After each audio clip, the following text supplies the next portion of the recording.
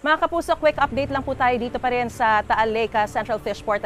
Ngayon pa lang ay nakikita na natin na naghahanda na yung mga taga-Philippine Coast Guard at inilalagay na nila doon sa bangka yung remotely operated vehicle na dumating dito kahapon ng tanghali.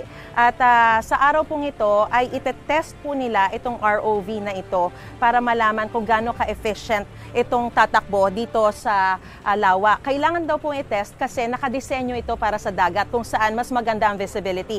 Pero dahil dito malabo at poor yung visibility, kailangan matest yung remotely operated vehicle para malaman kung gaano kalaking tulong ang magagawa nito sa kanilang search and retrieval operations. At 4 na oras lang daw nila itong patatakbuhin para hindi masagad, pero actually kaya raw nitong mag-operate ng ilang oras ng tuloy-tuloy.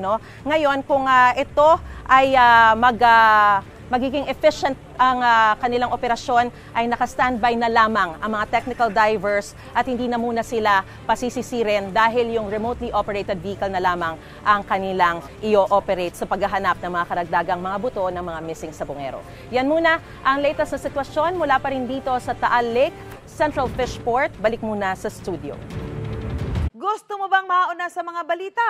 Mag-subscribe na sa GMA Integrated News sa YouTube at tumutok sa unang balita.